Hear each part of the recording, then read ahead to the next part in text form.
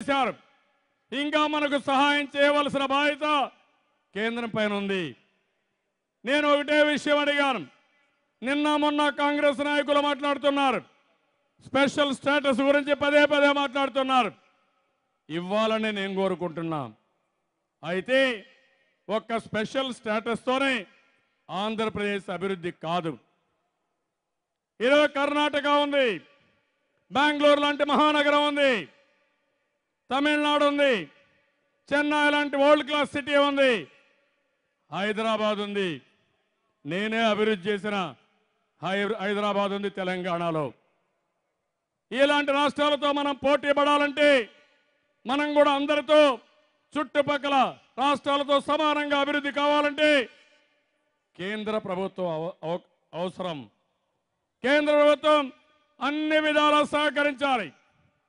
బిల్లులో పెట్టిన విషయాలే కాదు, ఈ 3 రాష్ట్రాలతో సమానంగా అభివృద్ధి అయ్యే వరకు, వారితో సమాన స్థాయి వచ్చే వరకు మనకు చేయూతనివ్వాల్సిన అవసరం ఉంది. ఆ విషయమే నేను అడుగుతున్నా. డబ్బుల విషయంలో చేయూతనివ్వాలి, పాలసీ విషయంలో చేయూతనివ్వాలి, అండగా నిలబడాలి. జరిగిన నష్టాన్ని పూడ్చుకునే ప్రయత్నం ఏం చేస్తాం, గట్టిగా పోరాడతాం, కష్టపడి పనిచేస్తాం. మీరు కూడా సహకరించండి. తప్పకుండా అనుకున్న లక్ష్యాన్ని తొందరలోనే మేము చేరతామని చెప్పి మరొకసారి కేంద్రానికి కూడా విజ్ఞప్తి చేస్తున్నాను. అందుకని నేను మిమ్మల్ని కోరేది, ఈరోజు ఈ సమస్యలు చూసిన తర్వాత మనకు కొన్ని అవకాశాలు కూడా ఉన్నాయి. నేనేం చేశాను రాబోయే రేపటి నుంచి మాట్లాడతాను. 8వ తారీఖున ఇక్కడనే ఎక్కడైతే ప్రమాణ స్వీకారం చేశానో అక్కడే నేను ఏం చేశానో మీ ముందర రిపోర్ట్ కూడా పెడతాను. ఈరోజు మీటింగ్ మాత్రం జరిగిన అన్యాయం, జరిగిన కుట్ర, ఆ కుట్ర రాజకీయాల్లో మనం పడిన ఇబ్బందులు, ఈ సంవత్సరంలో మనం కోలుకోలేని విధంగా అన్ని విధాలా ఇబ్బంది పడుతున్నాం. అయితే నేను మిమ్మల్ని అందరినీ, రాష్ట్రంలో ఉండే ప్రజలందరినీ కోరుతున్నాం. Japan, Germany, Singapore, south Korea మనకు ఆదర్శం కావాలి. మళ్ళీ ఈ మీటింగ్ ద్వారా తెలంగాణ ప్రభుత్వానికి విజ్ఞప్తి చేస్తున్నాను. 2 రాష్ట్రాలు ఒకటే, 2 రాష్ట్రాలు ఒకటిగానే ఉండాల్సిన అవసరం ఉంది. ప్రజలంతా ఒకటి, భౌగోళికంగా విడిపోయాం, మానసికంగా కలిసి ఉండాలి. తెలుగు జాతి ఐకమత్యంగా ఉండాలనే నా ఆలోచన. తెలుగుదేశం పార్టీ ఒక స్ఫూర్తిదాయకం. మన నాయకుడు ఎన్టీ రామారావు గారు ఉన్నారు. తెలుగు గంగ ప్రాజెక్టు తీసుకొచ్చి మద్రాసు నగరానికి, చెన్నై నగరానికి మంచి నీళ్లు ఇచ్చినటువంటి మహానుభావుడు ఎన్టీ రామారావు గారు. అదే తెలుగుదేశం పార్టీ స్ఫూర్తి. ఈరోజు తెలంగాణ తెలుగు జాతి ఉండే రాష్ట్రం. మనందరి అభిప్రాయం కూడా 2 రాష్ట్రాలు కలిసి పైకి రావాలి. రెండో పక్కన 2 ప్రభుత్వాలు సహకరించుకోవాలి. తెలంగాణలో మేము రాజకీయంగా ఉంటే మమ్మల్ని విభేదించండి, కానీ అక్కడుండే ప్రజలపైన ఇక్కడుండే ప్రజలకు నష్టం వచ్చే విధంగా కార్యక్రమాలు చేపట్టదని మాత్రం కోరుతున్నాం. రాజకీయాలు వేరే, పార్టీల పోరు వేరే, రాష్ట్ర ప్రజానీకం యొక్క సంక్షేమం వేరే. ఆ విషయం గుర్తుపెట్టుకోవాల్సిన అవసరం ఉంది. నేను మిమ్మల్ని అందరినీ కోరేది ఒకటి. సంవత్సరం పరిపాలన మీరు చూశారు. అన్ని ఇబ్బందులు ఉండేది ఇక్కడి నుంచి. హైదరాబాద్లో మనం ఉన్నాం, పరిపాలన ఇక్కడ చేయాలి, ఆఫీసర్లు అక్కడ ఉంటారు. ఇక్కడికి రావాలంటే అకామిడేషన్ కూడా లేకుండా మనకి ఇబ్బందులు ఉన్నాయి. అయినా కూడా ఈరోజు మొన్న చూస్తే, సంవత్సరం గడిచిన అభివృద్ధి చూస్తే మిగిలిన రాష్ట్రాల కంటే మేలైన అభివృద్ధి చేశాం, మేలైన సంక్షేమం చూపించాం. రైతులకు, డాక్రాకు అందరికీ కూడా న్యాయం చేసే కార్యక్రమాలు చేశాం. నేను ఇప్పుడు మిమ్మల్ని కోరేది, నేను కష్టపడతాను, నాకు వేరే ఆలోచన లేదు. రాత్రింబగళ్ళు కష్టపడతాను, నిరంతరం శ్రమ చేస్తాను. నేను ఒక శ్రమ జీవిని. నాకు అండగా మీరుంటామని 5 కోట్ల మంది గట్టిగా చప్పట్లు కొట్టి హర్షాన్ని ఆమోదం తెలియజేయాల్సిన అవసరం ఉంది. మనకు కావాల్సింది రాజకీయం కాదు, మన జీవన ప్రమాణాలు పెరగాలి, పేదరిక సమస్య పరిష్కారం చేసుకోవాలి, ఆంధ్రప్రదేశ్లో ఉండే ప్రజలు ఆనందంగా ఉండాలి. అదే నా ఏకైక లక్ష్యం. నాకు మతం లేదు, కులం లేదు. నా మతం, నా కులం ఈ పేదరికం తప్ప ఇంకోటి కానీ కాదు. ఆ విషయం మీరు గుర్తుపెట్టుకోవాల్సిన అవసరం ఉంది. ఎక్కడ సమస్యలుంటే ప్రభుత్వం అక్కడ ఉంటాం. అందరికీ న్యాయం చేస్తున్నాం. అధికారులకి, ఎన్జిఓలకి, ప్రజలకు అన్ని కార్యక్రమాలు చేశాం. నేను అందరినీ ఒకటే కోరుతున్నా, ప్రజలు మనకు సహకరిస్తారు, కష్టపడి పనిచేస్తారు. ఇంకొక విషయం కూడా కోరుతున్నా, రాబోయే 10-15 సంవత్సరాలు మనం కష్టపడాలి. మన మీద కసిగా మనకు ఎవరైతే అన్యాయం చేశారో వాళ్లకు బుద్ధి చెప్పే విధంగా మనం కష్టపడి ఆంధ్రప్రదేశ్ని దెబ్బతీయాలనుకుంటే వీళ్ళు విపరీతంగా రెచ్చిపోయారు, బ్రహ్మాండంగా అభివృద్ధి అయిపోయారు. మేము అనుకున్నది తలకిందులైపోయిందని సోనియా గాంధీ అండ్ కంపెనీ బాధపడే పరిస్థితి రావాల్సిన అవసరం ఉంది. ఎవరైతే ఆంధ్రప్రదేశ్ రాష్ట్రంలో ఉండి 2 రాష్ట్రాల ప్రజలను విభజించాలనుకున్నారో, విభజించి రాజకీయ లబ్ధి పొందాలనుకున్నారో, కాదు మేమందరం ఒకటేనని, అవసరమైతే ఇంకొక గంట కష్టపడతాం తప్ప విభేదాలు మాకొద్దని చాటి చెప్పాల్సిన అవసరం ఉంది. కష్టపడదాం, శ్రమ చేద్దాం, మన పిల్లల భవిష్యత్తు బంగారు భవిష్యత్తు చేద్దాం, మన కష్టాలు పూర్తిగా తీర్చుకుందాం. ఈరోజు ప్రపంచంలో చాలా దేశాలు అగ్రదేశాలు అయినాయంటే ఇదే మరి కష్టపడ్డారు. నేను అందుకే పిలిపిస్తున్నా. టెక్నాలజీ వచ్చింది, ప్రతి ఒక్క తమ్ముడు సెల్ ఫోన్ పట్టుకొని మొత్తం మీటింగ్ అంతా కూడా షూటింగ్ చేసే పరిస్థితికి వచ్చారు. అంటే టెక్నాలజీ స్ట్రెంగ్త్ అది. మీరు ఎక్కడ కూర్చున్నా పనులు చేసుకునే విధానం టెక్నాలజీలో ఉంది.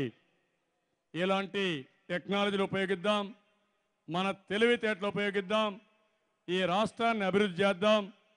పేదరిక నిర్మూలన కోసం నిరంతరం పాటుపడదాం. కష్టపడతామని, శ్రమ చేస్తామని, నిరంతరం పని చేస్తామని గట్టిగా చప్పట్లు కొట్టి హర్షాన్ని ఆమోదాన్ని తెలియజేయాల్సిందిగా నేను మిమ్మల్ని కోరుతున్నా. మంచి మధ్యాహ్నం, ఈ సంవత్సరం వడగాల్పులు. కానీ నేను ఆలోచించాను, మధ్యాహ్నం పెడితే మీరు రాలేరు, కానీ ఈరోజు మళ్ళీ రాదు. ప్రతి సంవత్సరం జూన్ 2వ తారీఖున నవ నిర్మాణ దీక్ష చేయాలి. నేను ఇక్కడుండే వాళ్ళే కాదు, రాష్ట్రంలో ఉండే ప్రతి ఒక్కరూ ఆలోచించాలి. ఈ దీక్ష ఏ ఒక్క వ్యక్తి కోసమో కాదు, ఆంధ్రప్రదేశ్ రాష్ట్రం కోసం, దగాబడ్డ ప్రజల కోసం, మోసపోయిన మన కోసం. మళ్ళీ ఇది ఒక్కసారి గుర్తు చేసుకోవాలి.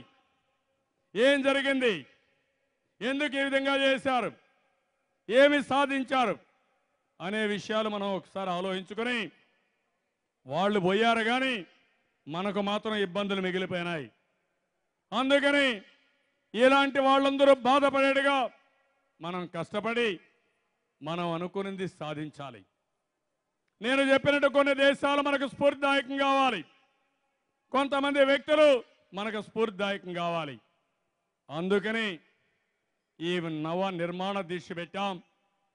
దీనితో నేను ఒకటే చెప్తున్నా, నవ నిర్మాణ దీక్ష తెలంగాణకు వ్యతిరేకం కాదు. నిన్న మొన్న టీఆర్ఎస్ పార్టీ నాయకులు మాట్లాడుతున్నారు నవ నిర్మాణ దీక్ష ఎందుకు పెట్టారని. నేను తెలంగాణలో ఉండే తెలుగుదేశం పార్టీ కూడా చెప్పాను, అక్కడ ప్రజల మనోభావాలు నెరవేరాయి, మీరు తెలంగాణ సెలబ్రేషన్ చేసుకోండి. ఇక్కడ ప్రజలకు ఇబ్బంది ఉంది, అదే మరి సెంటిమెంట్ దెబ్బతినింది, ఇంకా ఇబ్బందుల్లో ఉన్నారు. అందుకని దాన్ని ఒక పౌరుషంగా తీసుకొని కసిగా కచ్చిగా పనిచేయడం కోసం నవ నిర్మాణ దీక్ష చేస్తామని చెప్పాను. ఈ నవ నిర్మాణ దీక్ష ద్వారా మనం కష్టపడదాం. తెలంగాణ ప్రాంతానికో ఇంకొక రాష్ట్రానికో మనం వ్యతిరేకం కాదు. తెలంగాణ బాగుండాలి, ఆంధ్రప్రదేశ్ బాగుండాలి, తెలుగు జాతి బాగుండాలి. అదే నా కోరిక. హైదరాబాద్ నేనే అభివృద్ధి చేశాను. అలాంటి హైదరాబాద్ కానీ బెంగళూరులు కానీ ఇంకొక 3-4 అభివృద్ధి చేయడం పెద్ద కష్టం కాదని మరొక్కసారి మీ అందరికీ తెలియజేస్తున్నా. మనమందరం వేరే దేశాలకు ఉద్యోగాలు పోతున్నాం. నా కోరిక ఒకటి, వేరే దేశాలు మన రాష్ట్రానికి రావాలి. ఎన్టీ రామారావు గారు తెలుగు వారి ఆత్మ గౌరవాన్ని ప్రబోధించి ప్రపంచం మొత్తం తెలుగు జాతికి గుర్తింపు తీసుకొస్తే హైదరాబాద్కి నేను ప్రపంచం మొత్తం కంపెనీలు తీసుకొచ్చాను.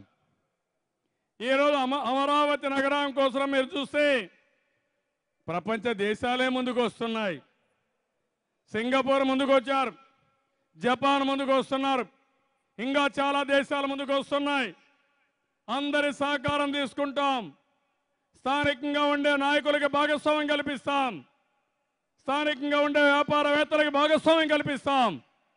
ఈ రాష్ట్రాన్ని అభివృద్ధి చేసే బాధ్యత తెలుగుదేశం పార్టీ తీసుకుంటామని చెప్పి నేను మీకు తెలియజేసుకుంటూ, ఇప్పుడు నేను ఒకటే మిమ్మల్ని కోరుతున్నాను, గట్టిగా మనం అందరం కూడా ప్రతిజ్ఞ చేయాల్సిన అవసరం ఉంది. ఈ ప్రతిజ్ఞ రాష్ట్రంలో ఉండే అందరూ కూడా లేచి నిలబడుకోవాలి. అందరూ కూడా కుడి చెయ్యి ముందర పెట్టాలి. కుడి చెయ్యి ముందర పెట్టి, కొంచెం ఎండ ఎక్కువగా ఉంది, చెమట్లు బాగా గారాయి, అయినా కూడా గట్టిగా చెప్పాలి. ఢిల్లీలో ఉండే నాయకులకి నిలబడాలి. కుట్ర చేసి అన్యాయం చేసిన నాయకులకి చివల్లో ఏం తమ్ముళ్ళు బాగా వినపడేట్టుగా మీ దెబ్బకు నిద్రపోతా ఉంటే ఉలిక్కి పడి లేసి ఓయమ్మో ఏదో ఆంధ్రప్రదేశ్ జరుగుతూ ఉందని భయపడే పరిస్థితి రావాలి. అందరూ గట్టిగా అశోక్ బాబు ఇట్రా, అశోక్ బాబు చేపెట్టి తీసుకోరా, ముందుకు రా, ముందు చేపెట్టుకో, పర్లేదు చేపెట్టుకో.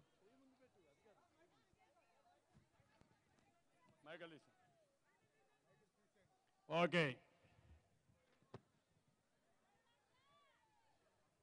గట్టిగా చెప్పాలి. నేను చెప్పిన అందరూ ప్రమాణం చేయాలి. రాష్ట్రం మొత్తం అన్ని దిక్కుల్లో ఈ కార్యక్రమం పెట్టి అందరూ చేస్తున్నారు. గట్టిగా చేయాలి, మనస్సాక్షిగా చేయాలి, కమిట్మెంట్తో చేయాలి. అవినీతి కుట్ర రాజకీయాల పట్ల రాష్ట్రానికి జరిగిన నష్టాన్ని మన కష్టంతో పూరించడానికి సంసిద్ధంగా ఉన్నాము. స్వర్ణాంధ్రప్రదేశ్ నిర్మాణంలో అలు పెరగని శ్రమ జీవులం మనము. ప్రతి సంక్షోభాన్ని ఒక అవకాశంగా మలుచుకుందాం. దేశభక్తితో, సామాజిక బాధ్యతతో, క్రమశిక్షణతో మన రాష్ట్ర ప్రగతి కోసం, శ్రేయస్సు కోసం మనందరం భుజం భుజం కలిపి పనిచేద్దాం. 2022 నాటికి మన రాష్ట్రాన్ని దేశంలో 3 అగ్రగామి రాష్ట్రాలలో ఒకటిగా, 2029 నాటికి దేశంలో అత్యుత్తమ రాష్ట్రంగా, 2050 నాటికి ప్రపంచంలో అత్యున్నత ప్రమాణాలు కలిగిన రాష్ట్రంగా తీర్చిదిద్దడమే పవిత్ర లక్ష్యంగా నిర్దేశించుకున్నాం. అవినీతి లేని, ఆర్థిక అసమానతలు లేని, అందరికీ ఉపాధి కల్పించి ఆరోగ్యకరమైన, ఆనందమయమైన రాష్ట్రాన్ని నిర్మించుకుందాం. ఈ లక్ష్య సాధనకు సమర్పణ భావంతో, నిష్ఠతో, త్రికరణ శుద్ధిగా కృషి చేద్దాం. ఆంధ్రప్రదేశ్ నవ నిర్మాణ దీక్షను ఈ క్షణంలో మనమందరం చేపడుతున్నాం. జై జన్మభూమి, జై హింద్. ఇప్పుడు ఒక్క విషయం మీరు గుర్తుపెట్టుకోవాలి. వివేకానంద ఒక మాట చెప్పాడు, లే పద ముందుకు ఉరుకు, నీ లక్ష్యాన్ని ఛేదించే వరకు వెనుదిరిగి చూడకు. అర్థమైందా తమ్ముళ్ళు? అర్థమైందా తల్లి? లే పద ముందుకు ఉరుకు, నీ లక్ష్యాన్ని ఛేదించే వరకు వెనుదిరిగి చూడకు. మన లక్ష్యాన్ని నిర్దేశించుకున్నావునా కాదా? ఎండ మనవలు చూసి భయపడాలా, వాన మనవలు చూసి భయపడాలా, కరువు మనవలు చూసి భయపడాలా, పేదరికం మనవలు చూసి భయపడాలా? అవునా కాదా? చేద్దాం. అందుకని లక్ష్యాన్ని ఎంపిక చేసుకున్నాం. లక్ష్య సాధనలో అందరం కలిసి పరిగిద్దాం, నిరంతరం శ్రమ చేద్దాం. అదే నా ఆలోచన, అదే నా కోరిక, అదే నా విజ్ఞప్తి. నేను మీలో ఒకణ్ణి, మీలో ఒక కార్యకర్తని, మామూలు వ్యక్తిని. నా బలం 5 కోట్లుండే మీ జనాభానే నాకు బలం. మీరు అండగా నిలబడితే అధికార యంత్రాంగం, అటు ఎన్జిఓలు కానీ, ఇటు చీఫ్ సెక్రటరీ కానీ ఇక్కడే ఉన్నారు, అందరం కానీ ముందుకు పోగలిగితే అనుకున్నది సాధించేది కష్టం కాదు. అందుకని మళ్ళీ మిమ్మల్ని కోరుతున్నా, కేంద్ర సహకారం తీసుకుంటాం. తప్పుడు మాటలు నమ్మద్దండి, కళ్ళబుల్లి కమట ప్రేమ అంతకంటే నమ్మద్దండి. మనల్ని చెడగొట్టేదానికి వస్తారు తప్ప బాగుపరచడానికి రారు. వీళ్ళకి రాజకీయమే ముఖ్యం, అభివృద్ధి కాదు. అందుకని మనం సమిష్టిగా ముందుకు పోదాం. ప్రతి ఒక్కరి కష్టం, ఏ మారుమూల ప్రాంతంలో ఎవరున్నా, ఎవరు కష్టంలో ఉన్నా వారి కష్టాన్ని నా కష్టంగా భావిస్తా. తప్పకుండా ఆ సమస్య పరిష్కారం చేయడానికి అనునిత్యం కష్టపడతా, దీంట్లో అనుమానం లేదు. మీరు కూడా అదే స్ఫూర్తినివ్వండి. మన స్వార్థమే కాకుండా పక్కనుండే వాళ్ళ యొక్క బాధ కూడా గుర్తుపెట్టుకోండి. ఆ స్పృహ మనలో వస్తే మనం అనుకున్న లక్ష్యాన్ని సాధిస్తామని మరొక్కసారి మీ అందరికీ తెలియజేసుకుంటూ, మీరు చూపించినటువంటి అభిమానానికి ధన్యవాదాలు తెలియజేసుకుంటూ, రేపటి నుంచి 5 రోజులు పేదరికంపై గెలుపు గ్రామ గ్రామానికి వెళుతున్నాం. మళ్ళీ మిమ్మల్ని అందరినీ 28 ఇక్కడే 8వ తారీఖున కలుస్తాను. 8వ తారీఖున మొదటి సంవత్సరం తెలుగుదేశం ప్రభుత్వం యొక్క పూర్తి చేసుకున్న కాలాన్ని పునరుస్కరించుకొని ఇక్కడే ఆ రోజు మీటింగ్ పెట్టుకొని ఏం చేశానో నేను మీకు చెప్పి మళ్ళా ఏం చేయబోతానో చెప్తూనే మీ ఆశీస్సులు తీసుకుంటాను, మీ ఆశీర్వాదాలు తీసుకుంటాను. దీనికి పూర్తిగా సహకరించమని మరొక్కసారి కోరుకుంటూ, రాష్ట్రం మొత్తం బెజవాడ కాలిపోతా ఉంది, మంచి ఎండ కాలుతా ఉంది. చూసా వచ్చినప్పటి నుంచి ఒక్కరన్నా కదలుతారేమో అనుకున్నా. ఏమి బాధ లేదు, వడదెబ్బ కొట్టినా పర్వాలేదు. వడదెబ్బ కూడా మమ్మల్ని చూసి భయపడుతుంది తప్ప మేము భయపడమని మీరందరూ నిలబడుకున్నారు. ఇంతకంటే నాకు ఏం కావాలని అడుగుతున్నా. ఈ బలం ఉంటే కొండనైనా ఢీకుంటా, ఏదైనా సాధిస్తా. మీరు అనుకున్న లక్ష్యాన్ని సాధించి చరిత్రలో తెలుగు జాతి నిలబెట్టే బాధ్యతను తీసుకుంటాను. దీనికి మళ్ళా అందరూ కలిసి రావాల్సి కోరుకుంటూ అందరికీ నమస్కారాలు, అందరికీ ధన్యవాదాలు.